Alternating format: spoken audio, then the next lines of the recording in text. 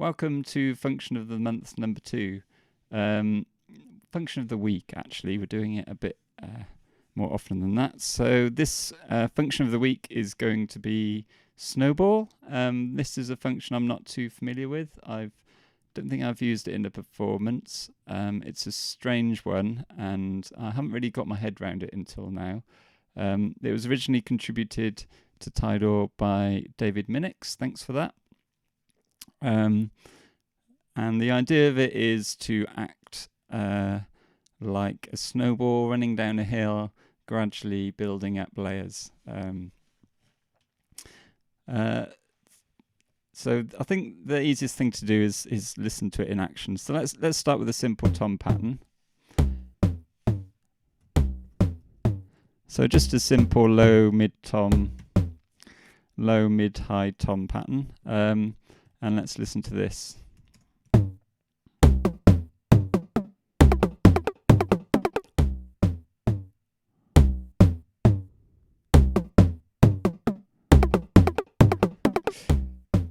So you can hear that it starts off with just the straight low, mid, high. Then the second time round it does the same, but it sounds a bit louder.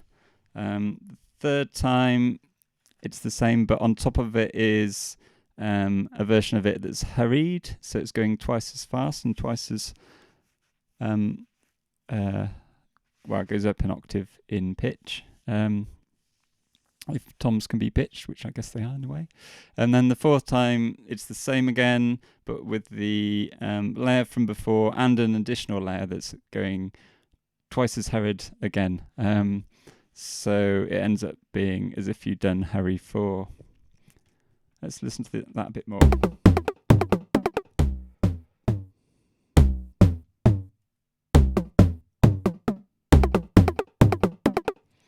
And now let's look at the function itself. So snowball 4, so that's the 4 cycles it's going through. 1, 2, 3, 4, where the second one is sort of louder. The third one has the extra layer that's hurried, and the fourth one has the extra layer that's even more hurried than the other hurried version, which is still there underneath. So that's the 4 layers that you end up with. That's the function which is being applied to each additional layer. And this is what happens when you get all these layers. They're combined together using overlay. Overlay is a function which just takes 2 patterns and puts them one on top of the other. If you've used stack for combining a list of patterns, then overlay is the same, but it just works with 2 patterns. So pairwise, it matches up these different layers, combines them one after another. So about this second cycle, when it gets louder, this is the bit where I think it might be a bit of a bug, or maybe it's behavior which doesn't make sense in some cases but does in others. So what's happening is that the first time round it has this. The second time round it has that again and overlays that on top of it. And the third time round it has this again but hurried, layers that on top of that, and then the fourth time it takes the result of the previous time, which is twice as hurried, hurries it by 2 again, which means it's 4 times as hurried, and then overlays that on top. And what I think is it would be better if that second time round it didn't overlay itself on top of itself, because that's why it's louder. It's just that it's got the same thing happening twice, so you get just the low tom played twice at the same time with no function applied. So I think it's a bug maybe that the second time round it's combining it without applying the function. And I've actually made a version of it which just has an extra bit in. You don't have to understand this. This is Haskell. So this is an alternative version, which I've indicated by adding this, which is pronounced prime. So this snowball prime has this behavior where it doesn't overlay itself on top of itself that second time round. that's the normal version.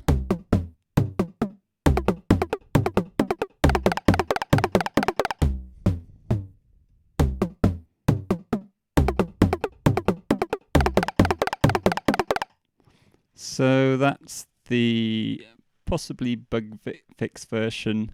But actually the original version is nice if you're not just overlaying. It's this overlaying of a pattern with itself which is causing the problem. But you can use a different kind of function for combining the different layers together. So here is a version that's using plus. So here the snowball isn't being applied to the whole function, the whole pattern rather. It's being applied only to a pattern of numbers inside an n pattern. Remember that for synthesizers, n is the same as note. Maybe it's a bit clearer to use note.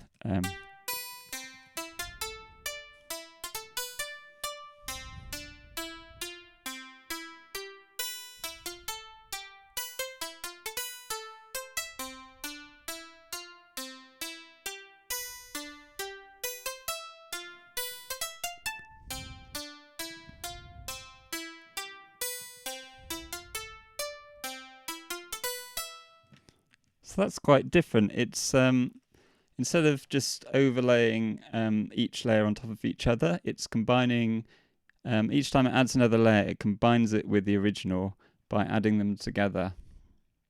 And here each layer is getting slowed down by a factor of 1.5, which means that each one's slightly slower.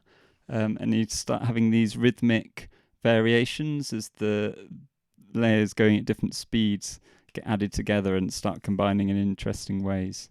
So I'd like that. And then I'm using the scale function, which we learned about in a recent video, to make sure these numbers are in the major scale.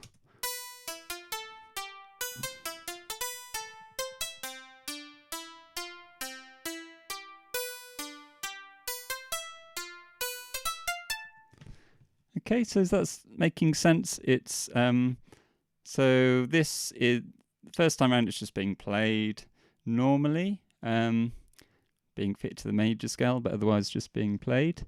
The second time round, it's adding because this is the normal snowball. It's adding adding the pattern to itself. So you would end up just with naught. Then 1 plus 1 would be 2, then 4, then 6. But then the third time round, it would start slowing it down. So then that 0, 2, 4, 6 would be added to the same numbers but slowed down by a factor of 1.5. And that's when these different layers that don't match up very well start creating extra events that create that rhythmic interest.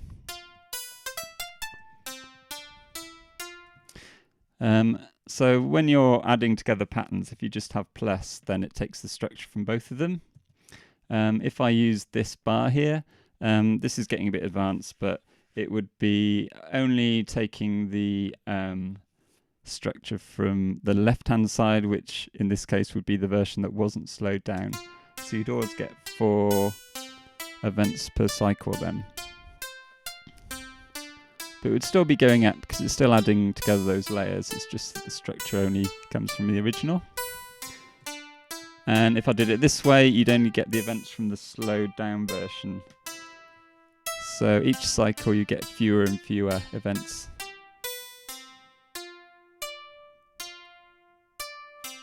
That's quite nice.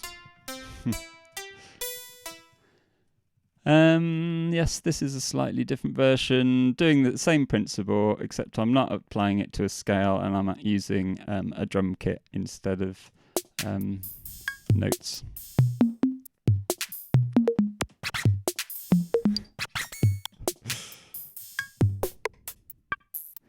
Just try a different drum kit. Nice.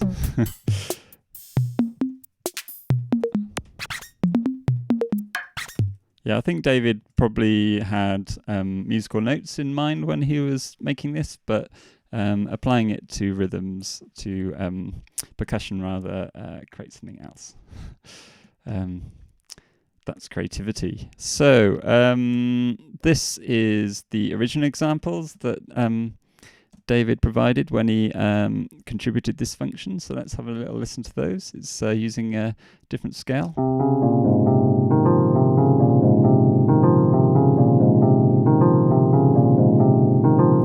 So that's the original, and this is the version with the snowball.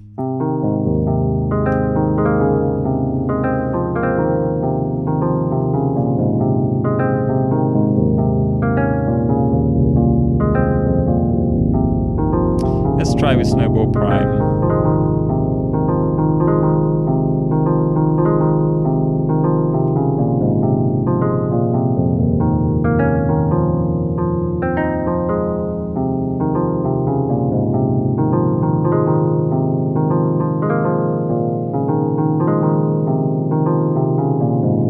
Yeah, hard to know which one I prefer really, so maybe we should keep both functions. Just add this snowball prime to the library, the Tidal library. It's probably a good idea. But for now, if you want to use this, it's not part of Tidal yet. I'll probably add it soon in the next version, but if you want to just jump to the worksheet and just run it as if you were running a Tidal pattern. Okay. There you go. So that was function of the week. It was actually the function for last week because I'm slightly behind for various reasons. Sorry about that, but I hope you enjoy it and see you soon.